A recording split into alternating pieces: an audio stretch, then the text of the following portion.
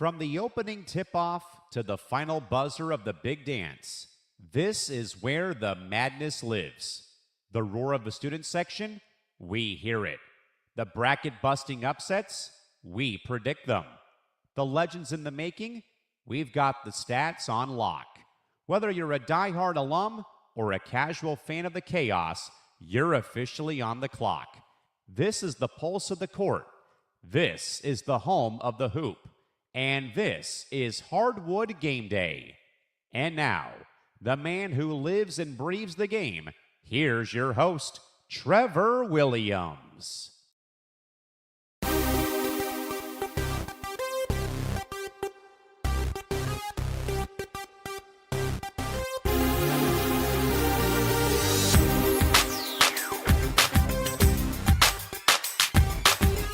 And we are back, ladies and gentlemen, to another edition of Hardwood Game Day.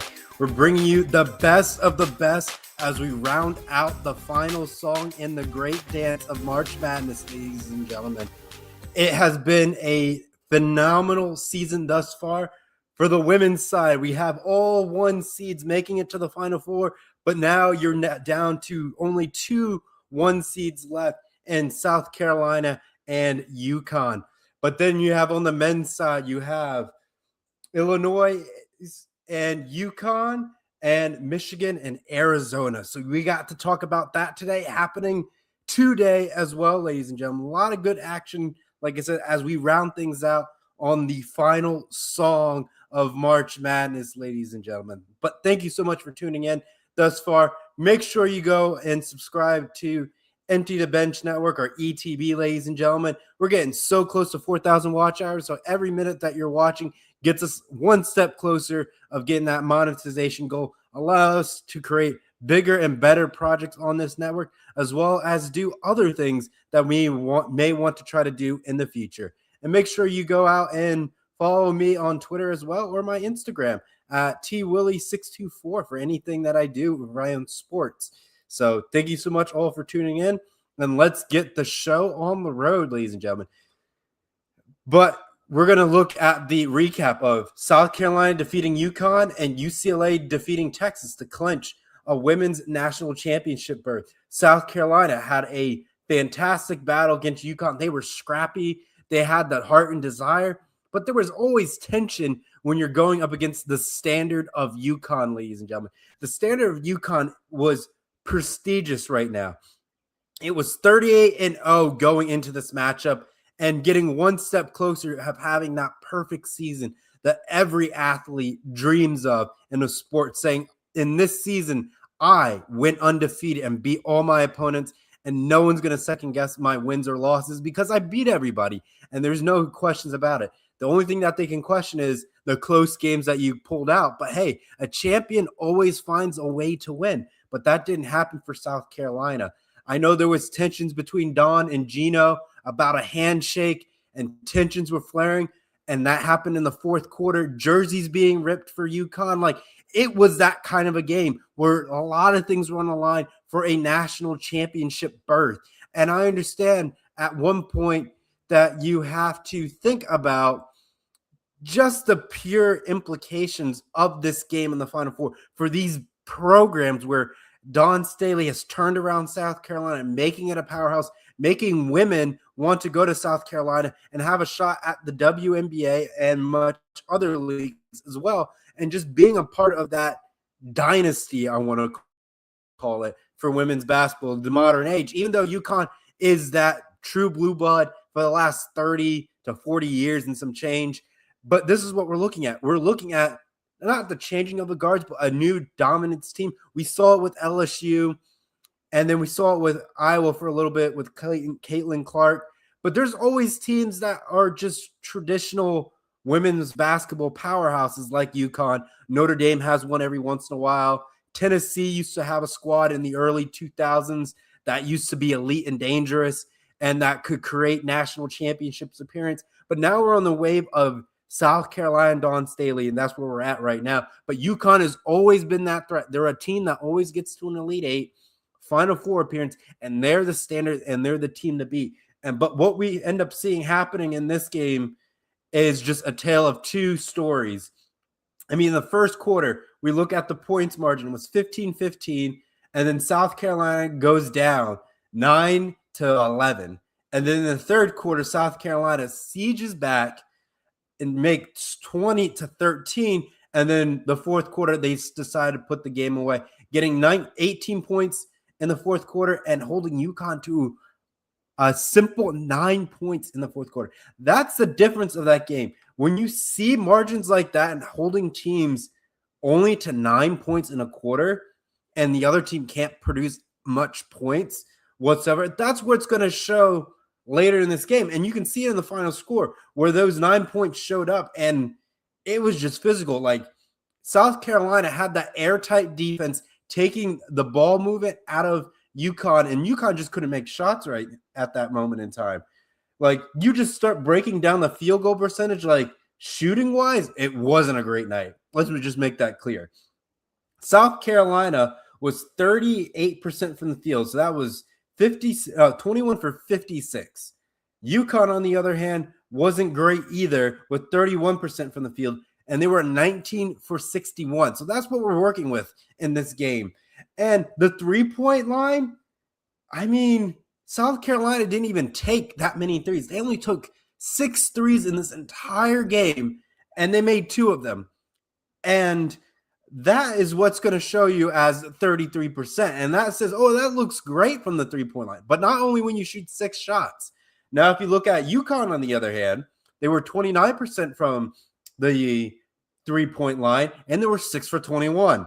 So as you can see, the margin of three-point lines is what was UConn trying to do to claw themselves back into this game, but it was not enough to get the job done. Now, when you have the free throws, South Carolina had a great day on the free throw lines. It looks like they were just getting hacked left and right. Like they went to the line 22 times and made 18 of those.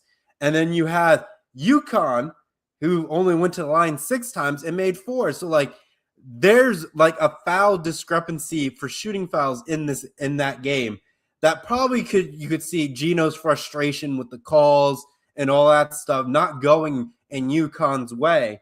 And it can show in the free throw line where it's like, oh, we lost because we didn't get the fouls. Like, yeah, if they got more fouls, this might have been a different game. But at the same time, you can't go past you not getting fouls if you're not making shots. Let's get, like I said, going back to the 19 for 61, like that is a huge margin of missed shots we're talking about. Huge. But then you break it down further to turnovers. South Carolina had 15. UConn had 10. Rebounds was 47 for South Carolina, and UConn had about 32. Percentage of the time being led was held by majority by South Carolina. And on top of that, UConn's only led for 25% of this game. The largest lead in this game was 15 points for South Carolina, and UConn only led for the biggest margin that they had the entire game was 7. Now, as we break this down, does this build into South Carolina's campaign to possibly win a national championship? 100%. But them losing to Texas earlier in the season before going to March Madness and UCLA knocking off Texas, South Carolina has to come back with this ferocious defense and find ways to be problematic, to shut down UCLA and walking out with another national championship to etch their name into NCAA lore for the women's March Madness bracket. Now, before we get into UCLA and Texas, we have to think about what is going through Gino's mind after having this great season, 38-1. How do you turn the page when you have a season like this? Like that's like similar to Miami, Ohio, where they go undefeated and they lose in the first round. But for UConn, it's the standard at this point to reach national championships, to be in this point, to be contending for each and every possible national championship. Now, I get every year you have teams that have that true team of destiny, I would like to call it, that just been running the table, and they are the field favorites. But UConn is the team that challenges it. But this year, they had the best record. They found ways to win when it mattered, and they just came up short. They got pushed around in the second half, and I mean, it shows what ends up happening in this game. Like the fourth quarter is where it all goes down. It's probably more late in the third quarter where the margins started to get away from them. But I don't think you can look too far past that, because by the second quarter, we're looking at, South Carolina being down by 2 points, and then the margin just opened up. So it was like a whole game plan shift if you look at the stats and how things were working out for South Carolina in this matchup. But, ladies and gentlemen, that's where that game kind of lines up. I think this is a good physical test for South Carolina, getting ready for another physical matchup against UCLA coming up momentarily, and going into Sunday for that 3:30 matchup at 12:30 p.m. Pacific time on ESPN tomorrow. We'll dive in that shortly, ladies and gentlemen. But it's just the mindset of that aspiration of South Carolina going in and saying, yes, we're a good basketball team. We're even great. We only have 3 losses a season. And UConn is that team. But we got to beat that team, because we are that team. And they're going to find ways to overthrow and make themselves the queens of the court. And that's what South Carolina did out there. They found the heart. They found the desire to win. And they are finding a way to get back to the national championship now that they're in. Now let's take a dive and look at UCLA knocking off Texas in this scenario. Texas was a team that was physical all year long. We saw in the tournament, they were pushing teams around, shutting teams down, had phenomenal defense, but the margins of this game, ladies and gentlemen, we're just going to break it down to you. In the fourth quarter, Texas only scored 6 points. 6 points in the first quarter. And women's college basketball, there's about, I'm going to say, 10-minute quarters. So the quarters move relatively quick. But only 6 points is very difficult when your opponent scores 14. Now you're down by 8 points. Now you're going to try to swing it back in the second half, which they did. They kind of closed down that margin. They get 11. And UCLA only got 6. So they flipped the script around a little bit, closing the gap, closing the margin of that game. But now we're looking at, 17-20. Great, I would say rebound of turning the page for Texas to be back in it. Third quarter, they matched themselves for 11 points, and then probably coming down the stretch to foul shooting and all that stuff, where Texas gets 16 points and UCLA gets 20 points in this scenario. Now, with UCLA having a record that it is 36-1, and Texas having 35-4, not a bad season for both squads in this scenario, but as we know it, only the best can advance, and that's what ended up happening tonight. It was a hard-fought battle, but when you look at the margins, as I mentioned, field goal percentage and free throw shooting will play a big factor in a lot of these matchups. And if we dive into the field goal percentage, Texas went 20 for 65, which is about 31% from the field. And UCLA, on the other hand, went 18 for 44 for 41% from the field. So shot selection was not there for Texas, and that kind of showed, and it kind of hindered them. But from the threes, the threes weren't outrageous either. Texas was 2 for 9, which was a 22%, and UCLA was 14 for 13 for 31%. So Texas was 22%, and UCLA was 31%. So it's not too outlandish for the threes, so it wasn't a huge fact from the three-point line.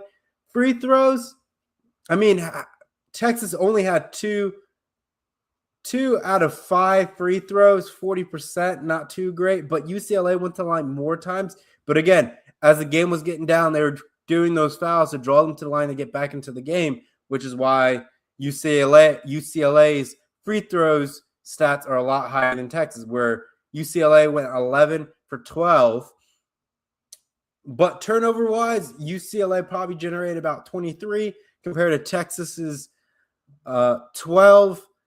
With the rebounds, about the same at 36 to 37. And majority of the time, UCLA led this game. They were forced, and they were trying to say, we are going to get a national championship. We're going to find a way to do it.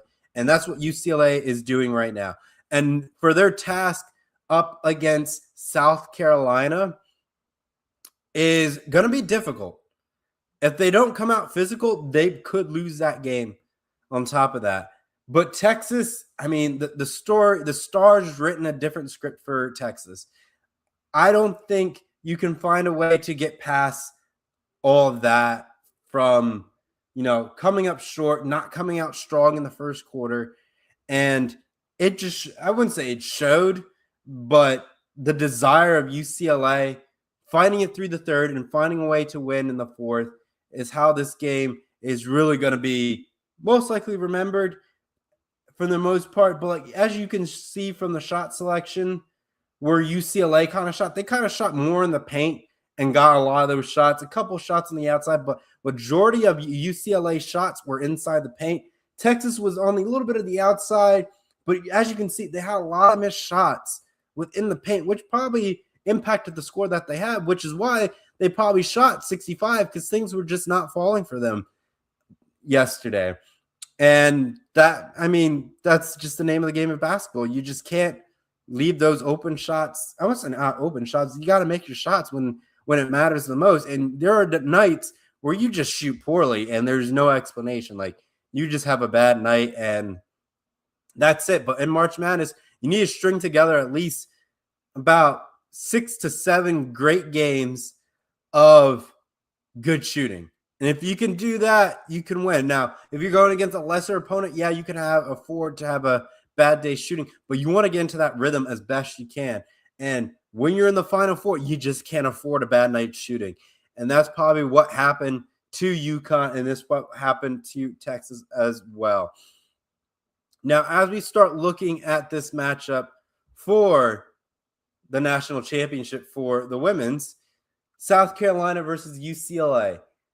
I mean, we can break down the stats all day, but what it's going to boil down to is going to be the implication of heart, desire, and the ability to find ways when your game plan is not working, but sticking to the original script and not trying to be too fancy to correct something. But at the same time, a lot of people start to think, well, if my strategy is not working, do I change it up? Some instances, yeah, if your strategy is that bad and poor, yes, I agree with changing. But if it's one of those things where it takes a little bit of time, you got to be cautious of it, because if it takes way too much to turn around, it might be a little too late and your season comes to an end. And then you sit post-game saying, maybe we should have tried this, maybe we should have tried that. But at the same time, you can't really dictate on how your game plan is going to unfold and unravel itself as time progresses on. But, I mean, South Carolina has been having a phenomenal year across the board. UCLA, same on that pathway. But the drive, the passion, it's all written there. And I will just say this, that South Carolina is ready for this. Their experience, the coaching, they just got locked in, and this game can be theirs for the taking. I would say it's not that simple, but it sounds easy on paper the more you break it down and you start analyzing it. ESPN has South Carolina with a 52.5% chance to win versus against UCLA's 47.5% chance to win. Games in Arizona. So, I mean, it's relatively early for a national championship. And forgive me, Arizona time, because y'all don't do daylight saving, so it makes it a little bit tricky what the actual time is over there. But just breaking down the stats. I mean, South Carolina top in the SEC with 15 overall conference record and a 36-3 overall record. UCLA 36-1 with an 18-0 conference record. This is where champions are. South Carolina destroyed an undefeated season, and they're about to give UCLA a possible second loss. Now, UCLA wants to be that team that has a one-loss national championship, but I think everyone, when you get to that point, dreams of not losing that one-loss game. Like, you rather lose, 5 games where it's like, okay, that's fine, we lost 5 games. But when you lose one and win the whole thing, you feel like you could have done your best job to get the job done and have an undefeated season.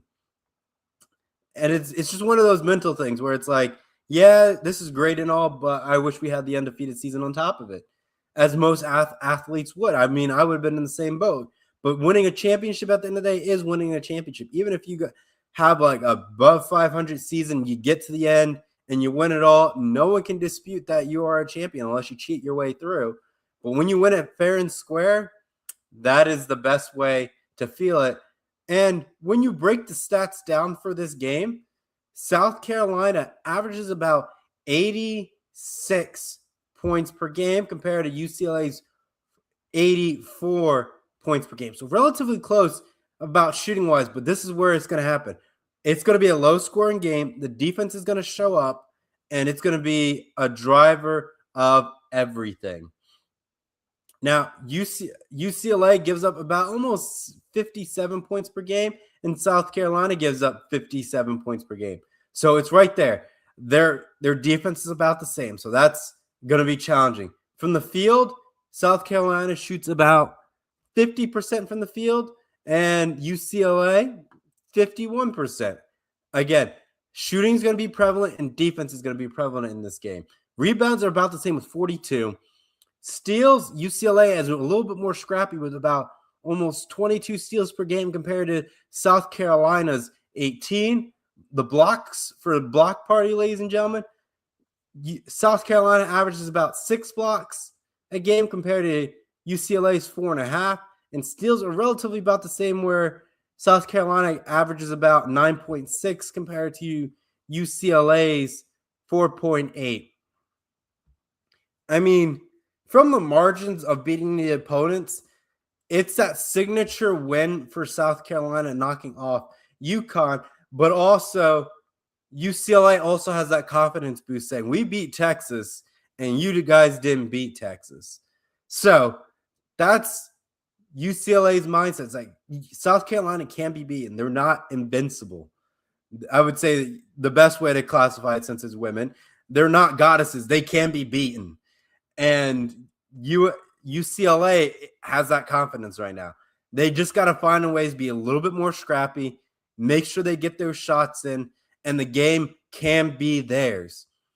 Now, it's going to be a tough situation for them to navigate. You can't start out flat in this game. You got to go toe-to-toe, pace for pace, but make sure you have enough energy to close out this game, because that's how games get away. It's either the second quarter where a team breaks down and they have to claw their way back into it, or it's something happens late in the third and makes it unbearable to come back in the fourth, and they have to be creative to find their way back into the spotlight and into the shot to win a national championship. But the cutting down of the net is very personal, I probably would say, for UCLA. It's been quite some time since their women's program did win it all. But then you have South Carolina, who's been there, I think, around 2022, 2023 about, and they said, we're back. We're looking to capture another national championship. So it is that capability of that heart and that dedication to figure out what ends up happening in this one. But that's your pregame of the national championship, ladies and gentlemen, for the women's side. It's been a ride to talk about the women's side of the tournament. A lot of great, brackets that we've seen get created on the women's side. And we have a few brackets that were probably close to being perfect outside of, maybe 6 incorrect picks. I think I saw one.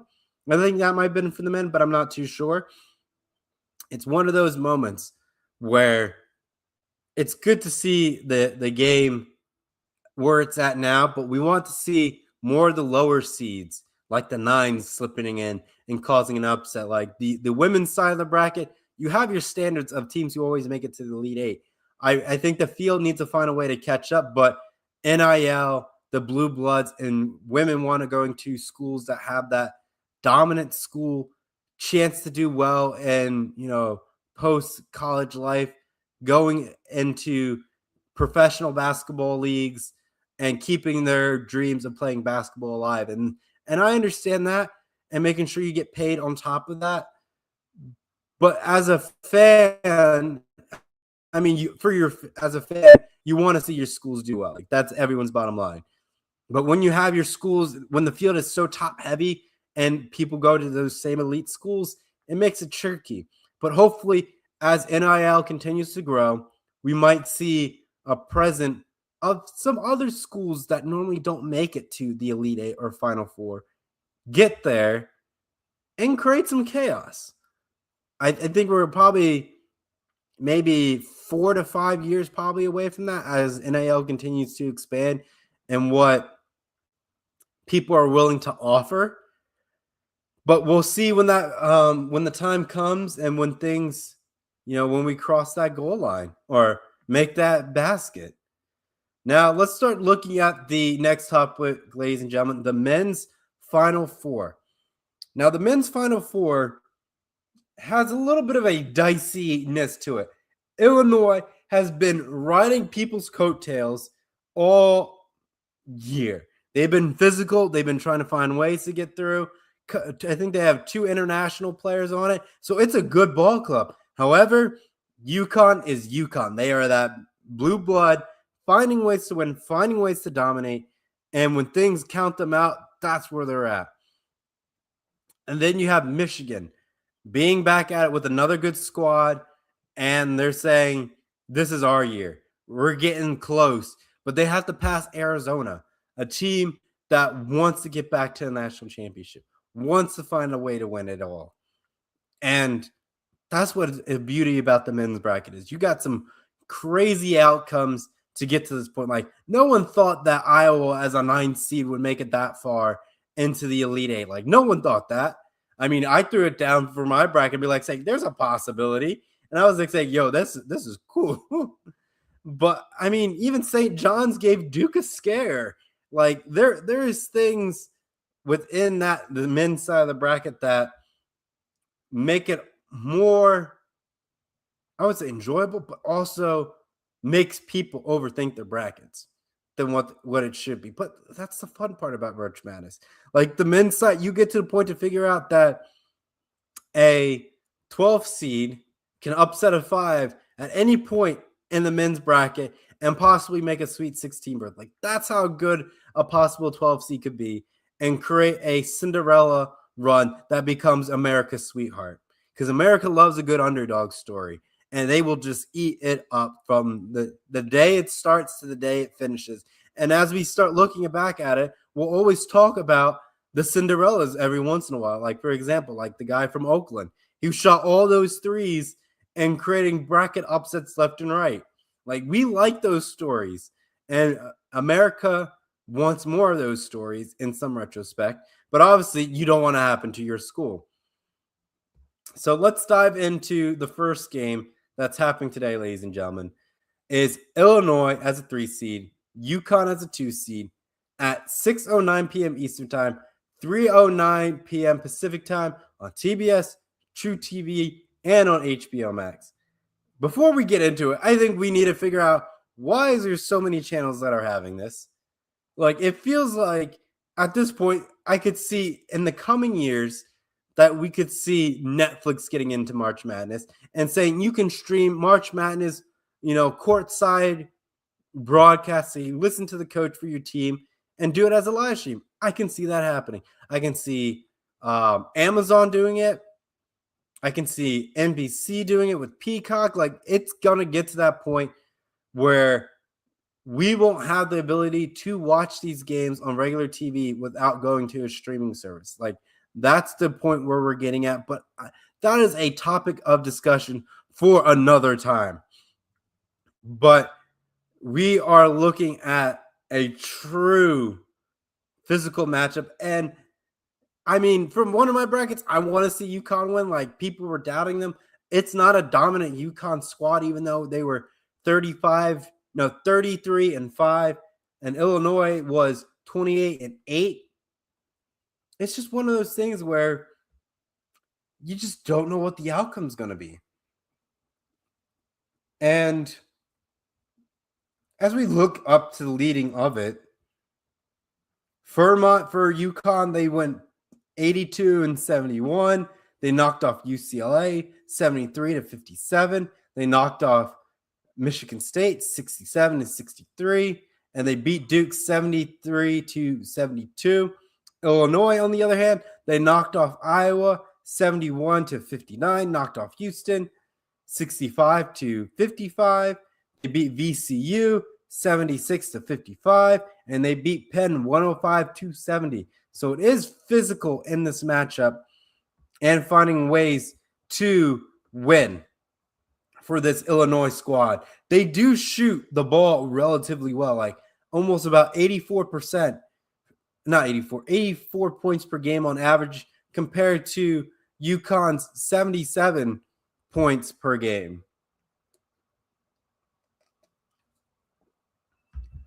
But for points against, I mean, Illinois has about 69 points given up compared to UConn's 65. To 65. Field goal percentage, UConn shoots better with an 84% compared to Illinois. Illinois' 46%. However, rebounds, you have 41 rebounds for Illinois compared to UConn's 36. Assists with great ball goes to UConn with 18. And Illinois about 14.5. And the block party, ladies and gentlemen, 4.6 compared to 5.2. And steals goes to UConn with 6.9 compared to Illinois' 3.8. So that's how it's all setting itself up in this scenario. I mean, UConn wasn't the best team in the Big East Conference. St. John's was, with 18 for 22 for 18 for 2 for the conference record for St. John's. And UConn was 17-3 in that regards. But hey, that's where they're at right now. And let me see. And Illinois wasn't even the best in the Big Ten. They were the third best. The best team in the Big Ten was Michigan with 19-1 in the conference, and they were 35-3. Nebraska trailed after that with 15 wins and 5 losses in the Big Ten, and had a conference record of 28-7, overall record of 28-7. And then you hit Illinois, but then after that is Michigan State, relatively in the same boat. But Michigan State was 27-8. So Illinois is trying to make a precedent to show why they're good, why they belong. And it's a very, I would say, interesting but meaningful moment for them. Because they're typically not a squad that goes this far. They're normally most years like a maybe 8 and 9 seed type of scenario. But this year they're a 3. And that's when you know you got a good squad, when you're a 3 seed and you're just trying to create pandemonium and create chaos on top of that. So, I mean, we'll take a look at where it is. It's played in Indianapolis. There's a sign saying, oh, let me just get tickets tonight and just drive there. I probably should hit the road probably a few hours ago and find a spot to just do random shenanigans. But, I mean, I could go up there. Game starts at 6:09 today. But, I mean, let me see if I can find tickets. I'm just genuinely curious. Like, if it's one of those moments where I can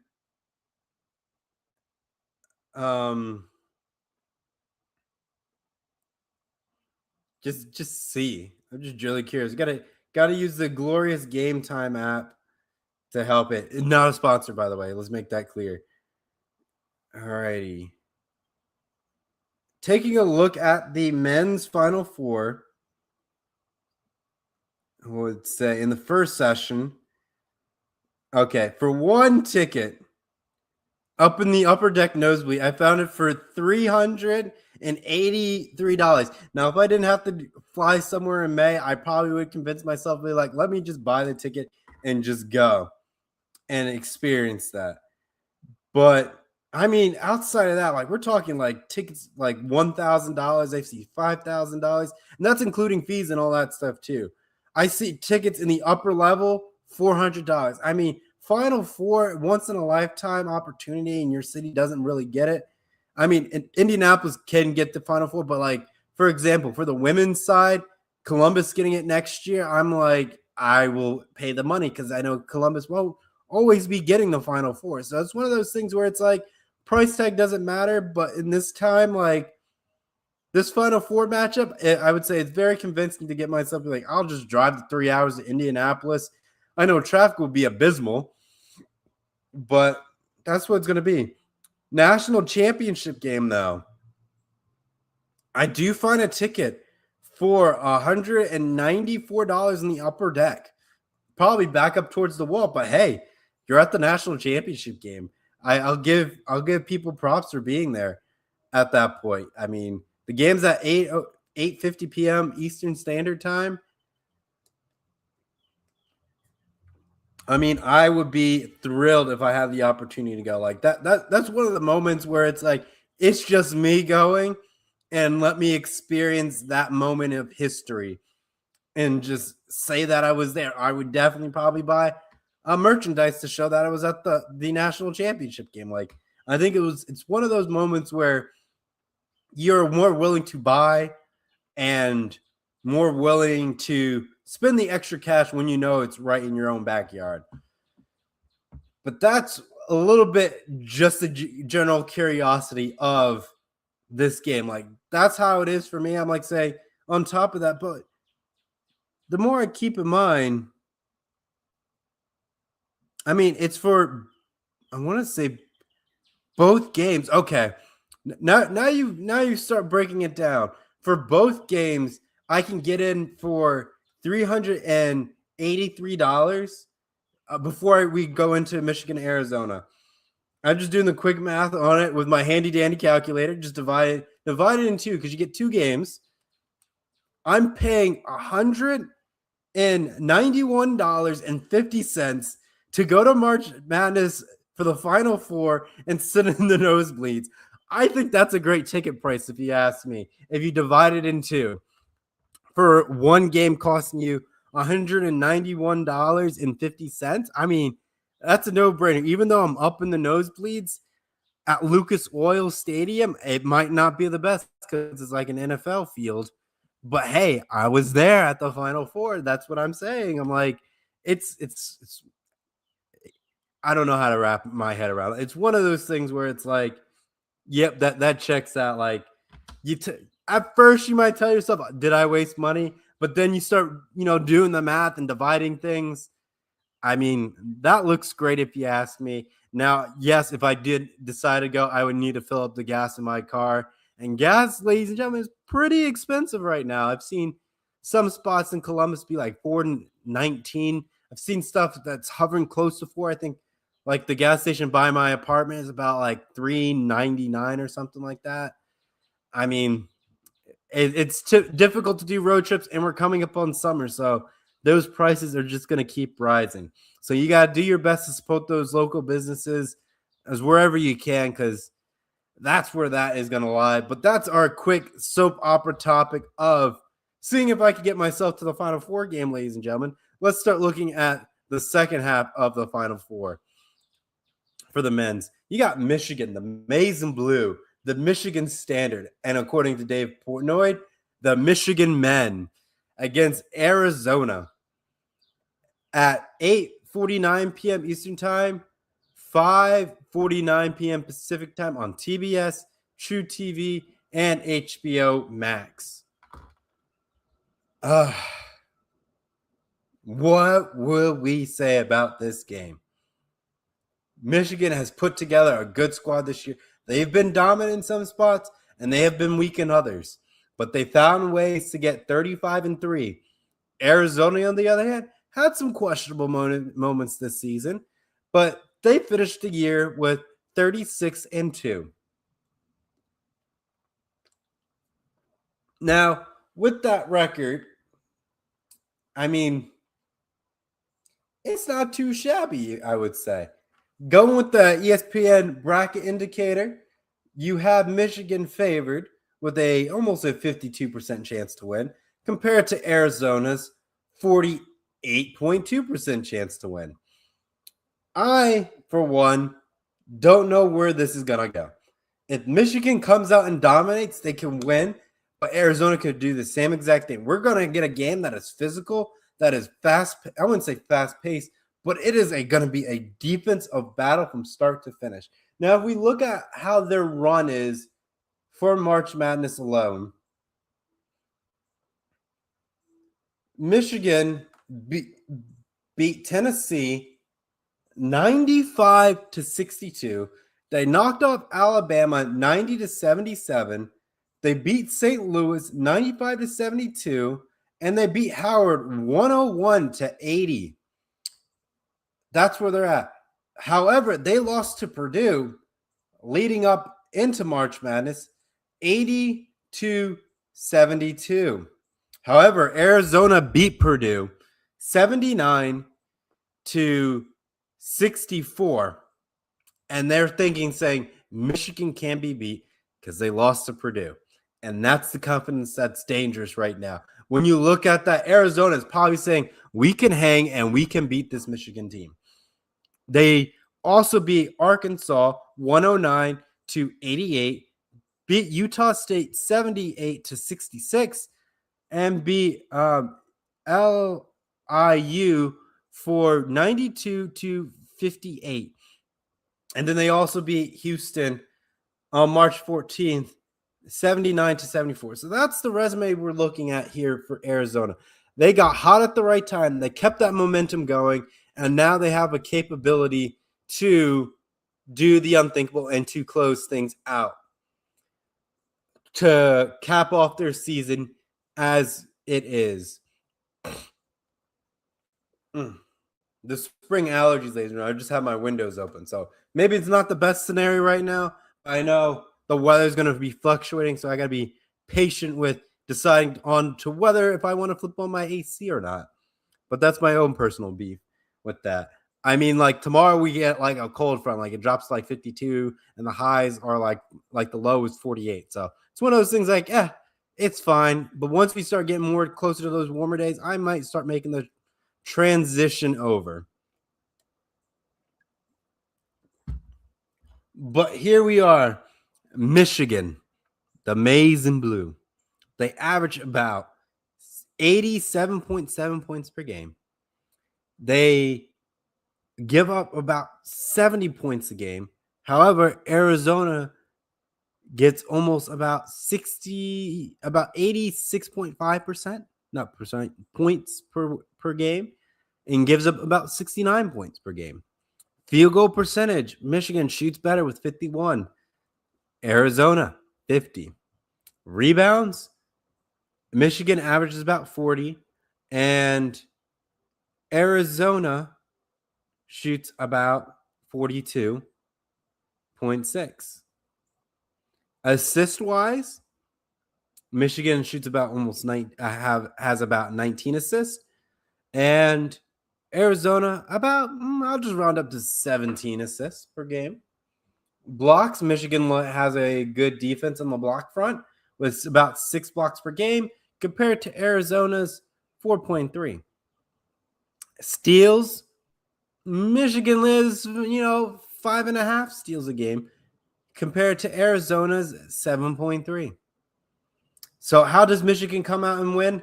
You shoot well, control what you can control, and try to find ways to dominate the boards as best you can, but use your ball movement, create those assists, and create those open looks. That's Michigan's game plan, and also be physical.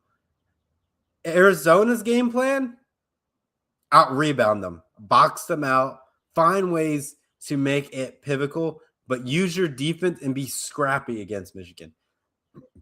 The more scrappy you are, the better it's going to be long-term. But can you keep that energy? Can you keep that discipline going through the entire game? That is difficult for one to achieve, and not always easy, but it's, I don't know how to really describe it.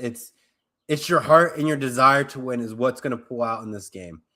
And as I can say, make your free throws. That's the best way to describe it. Make your free throws. And that's how this game is going to pretty much end up being. It's going to be fouls, free throw, and defense. And good shooting is going to how this game is going to conclude. We can catch Michigan, Arizona, both 1 seeds today at 8:49 p.m. Eastern Time, 5:49 p.m. Pacific Time on TBS, True TV, and HBO Max. But, ladies and gentlemen, before we conclude today's program, we got one more topic before we go on some random shenanigans and closing out Hardwood Game Day for this part of the year until college football starts up, or if we do something with the World Cup, but then we'll have another show name on top of that.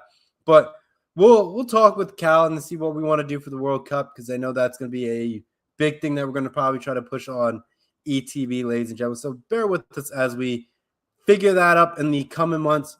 In the month of May, we're probably going to, I would say after Hardwood Game Day, we're probably going to start brainstorming from April and May to figure out how we want to set up the World Cup and how we want to cover it and all that fun stuff. So that's where we are. I know we have benchmark episodes with soccer coming out soon. So we're trying to, record many shows that we can about soccer to build us up to the World Cup. But now let's start talking about a possible expansion to finalizing March Madness from 68 teams to 76. So that means we're getting an additional, I want to say, with my handy dandy calculator, because that's where we are. Additional 8 teams are being added to the bracket. So it's like the play-in has now expanded. Now, is that a good thing for the play-in tournament? I mean, sure, on paper it sounds good, but the problem where I'm going to have is the smaller schools are going to get left out and the bigger conferences are going to get more teams for more at-large bids. The question is, do we want good basketball, or is this just a flat-out money grab? That's the question we're going to ask ourselves. From what I've been seeing on ESPN or Yahoo, that it will be, I would say, 24 teams and 12 games being played in 2 days. And one of the sites will be Dayton, and the other site hasn't been disclosed yet. Will take on the other remaining matchups. I like the Dayton perspective about having games there, getting that, Dayton some love. It's in between a lot of good cities, between Columbus, Cincinnati, and Indianapolis. It's like it's a sweet spot for people to travel to just for that. It's difficult to get direct flights into Dayton. Let's make that clear. So people would either fly into Cincinnati, fly into Indianapolis, or fly into Columbus. Great for those cities for the markets and flights. But, I mean, it does help the local economy for Dayton, which like I said, I like supporting local businesses. I can't get enough stating that. Go out there. I mean, even going to a local coffee shop that's not Starbucks or Dunkin' Donuts, like, it goes a long way helping those people out. And it's for the greater good. It keeps the money in the community. That's how I would like to say it. It doesn't leave. It stays in the community, and it does wonders and helps build a community. But that's my little soapbox on supporting local business. But with the expansion of it, how does this end up looking like? Getting all those teams playing in. Does that expand playing for the 12 seed, like where you have like 4 possible 12 seeds and they knock themselves out as a possible semifinalist? Or does that increase to where the 13 seed is a play-in, or the 14 seeds a play-in, the 15 seeds a play-in. I know we already have 16 seeds. Is the 9th seed turning into a play-in game? Like, how far is this bracket really going to go? Like, yes, I like more basketball. Yes, it's going to start bleeding in more into the beginning of March. But how does that look for conference championships? Like, we're starting the basketball season earlier to fit all these extra games in. Like, you got to give us a little bit more details on how this ends up finalizing and stuff. Like, from what I could see, it's not much clear on how it's looking at. How is it going to impact the start of the season? But it's an interesting topic to think about. Like, I know there's always been rumors to expand it. We saw we went from 64 teams to, 68 teams with the first 4 end tournament. Now it's turning into a whole extravaganza of you're just turning the entire March Madness to play-in games, and maybe the top 6 seeds don't have to play in. Every seed else you have to play in to get. I don't know if that's going to be the case, what the future is. But now, as we expand the bracket, you're reducing the chance of the perfect bracket. And we haven't hit a perfect bracket yet, and I think fans do realize that window of opportunity is vastly closing by the minute, by the day, by the hour. So that's where I kind of stand on. Like, I like the expansion, but at the same time, we're turning into participation where your regular season doesn't matter. You just got to do well in your conference tournament, and hopefully, the seeding committee puts you in the play-in tournament, and you can just start, going off. But now it's making the string of games for those lower seeds difficult to win a national championship because it's the wear and tear on the human body, and they just can't keep up.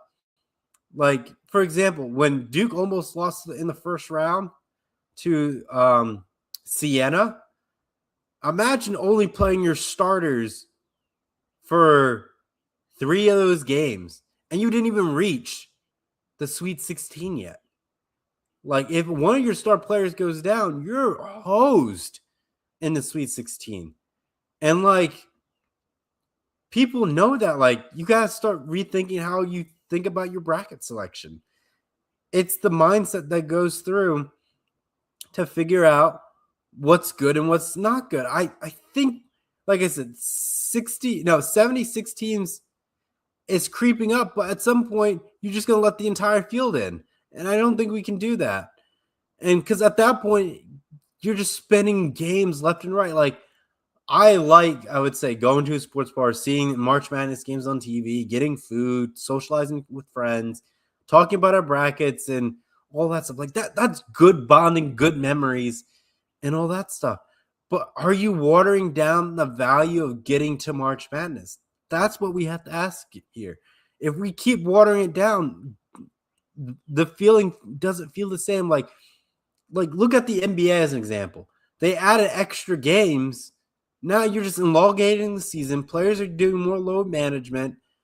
And we need to probably condense the NBA season. Instead of like maybe 82 games, maybe we chop off 20 of those games and we just do a 62-game season. Maybe that's the solution. And making sure that every game matters. Now that impacts, historical stats and all that stuff.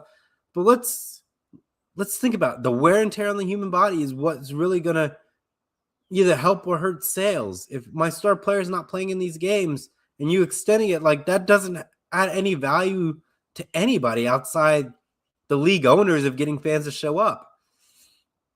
So that's where I kind of almost draw the line a little bit with some of these expansions and just diluting the value of getting to certain moments and the value of the regular season. Like, the regular season should have value, and by expanding it kind of takes away that value. But like I said, each their own. I don't sit on the committee for this. It's just me voicing my opinion on the matter, and that's where we'll kind of draw the line. As we conclude, ladies and gentlemen, into our final edition of Hardwood Game Day, and as we conclude March Madness, it's been a ride. We started closer towards, the end of college football season a little bit. I would say in the midst of it. Don't know when we truly really started this, but around college football season with Gridiron, Gridlock, and then we transitioned to Hardwood Gameday. Now we are wrapping up a fantastic campaign, take a little bit breather, work on side projects for ETV, and we start preparing for the World Cup in summer shenanigans. But yeah, that's kind of where we're at. We're going to start preparing for what Gridiron Gridlock looks like in the fall for college football season, week 0. I mean, we could dive in a little bit of spring games, but spring games kind of happen too far in between. So we'll just save Gridiron Gridlock for week 0 of college football, build up the momentum, build up the excitement to it, and map it all out. Like, we have crossed the goal line to a fantastic point in the show's history. I wouldn't say show's history, but this era of the show. Like, it's been a ride. I've been doing solo shows by myself for an hour. Like, I mean, I did have two crossover episodes thus far, but hey, it's been a journey. Like, I remember when we first started, building up the viewership and all that stuff. I mean, the last 2 weeks we had record-breaking numbers. This is another good record show. We had 120 people tuning in, looking great. Thank you for everyone who tunes in and listens to me on for an hour. I don't think, I would have gotten to this point in my, live stream career where I would see 120 people, watching me do a solo show up to this point. Like, it's definitely a journey. Like, I remember when I first started during the pandemic with my friends, like, we were pushing like constant episodes, trying to get the, momentum and building traction, going from different networks to try to achieve that dream of building a sports network. And now I got a spot in ETB, and now this is growing as well. So I've seen things over the years. I would say, it's been crazy that I've been doing it for about 6 years now at this point. I mean, cheers to another 4 until I reach a decade. I probably got to do something to celebrate, 10 years of, podcasting and streaming, because I think that's what most people deserve. I always joke with Callan, like, we should do a mini golf outing and treat it like the Masters, and we just purchase a green jacket, and whoever has the best mini golf score is the Masters winner. So maybe we get that. Maybe 1 year for ETB, we do coverage on the Kentucky Derby, and we go down to Kentucky and we dress up, we do a show, and then we make our way over to the track, get in the inside, and have fun shenanigans for an entire day. Like, we will get to that point, but the more you keep watching our shows, the closer of us as a network to achieve those fun goals. Like, we could get to the point where we're at March Madness and we're live and covering this, this show with, everybody else that fits in their schedule, or we're at the Olympics talking about it and like highlighting different sports, or we're at the World Cup tailgating with friends and doing a live show for an hour, and then we transition into the stadium, or do 2 hours before the kickoff of a match, and we go in the stadium with an hour before it's time to go. Like, there's things that we can do, ladies and gentlemen, and with your support, we get there. So keep supporting. If you're willing to, support us, go for it. Like, we'll take donations if you want to help finance certain things. All that stuff is all great. Help us improve our equipment, mics, headsets, you name it. Every step of the way, the more you watch, the better we become, the ways we improve our designs, our graphic arts, topics, and everything that we do here. So thank you so much for all your support. And that will conclude the final episode of Hardwood Gameday.